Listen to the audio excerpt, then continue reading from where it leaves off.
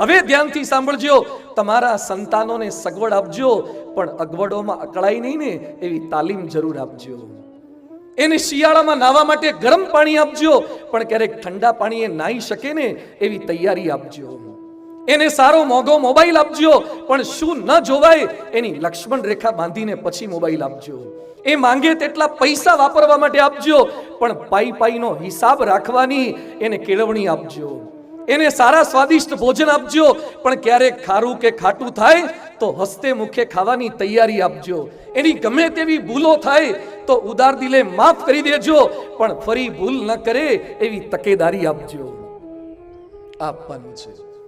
કેટલાક વાલીઓ શું કહે છે, રાજકોટમાં જ એક ભાઈ મળ્યા હતા, મને કે સ્વામી અમે તો બહુ મોડર્ન છીએ, અમારા ઘરમાં કોઈ રોકટોક નહીં, જેને જે ખાવું હોય ખાય, જે પીવું હોય પીવે, જે જોવું હોય જોવે, જ્યારે નાવું હોય તો નાય, ના નાવું હોય તો ના નાય. Total freedom. મને કે અમારા ઘરમાં ટોટલ ફ્રીડમ. મેં કીધું ટોટલ ફ્રીડમ ને લીધે તમારા ઘરમાં બોટલ ફ્રીડમ આવી ગયું છે અને કિંગડમ ખોવાના વારા આવ્યા છે. બાળક નાનો હોય ત્યારે હાથ પગ પકડીને પણ એને ન ભાવે એવી દવા એના મોઢામાં આપણે નાખી હતી. બાળકને લોલીપોપ ને કેડબરી ખવડાવે એ જ બાપ નથી, એને રોવડાવીને દવા પીવડાવે ને એ વાલી છે.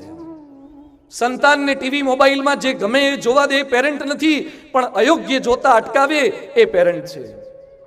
મહાભારતનો બહુ સુંદર પ્રસંગ છે. જયદ્રથનો વધ થતો હતો એ સમયે અર્જુનના બાણ દુર્યોધન સહન ન કરી શક્યો, એટલે એને દ્રોણાચાર્યને પૂછ્યું કે મારીને અર્જુન બંનેની તાલીમ સરખી છે, તમે અમને બંનેને તાલીમ સરખી આપી છે, છતાં અર્જુન કેમ મેદાન મારી જાય છે અને હું કેમ આવો યોદ્ધો નથી બની શકતો?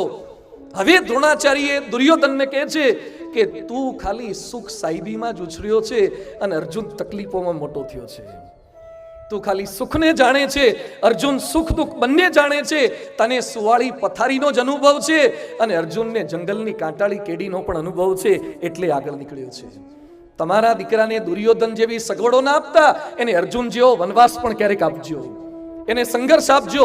વિશ્વ યુદ્ધમાં જાપાન અને જર્મની ખલાસ થઈ ગયા, એટલે જ જાપાન અને જર્મની દુનિયાના દેશોને ટક્કર મારે ને એવા પાવરફુલ થયા.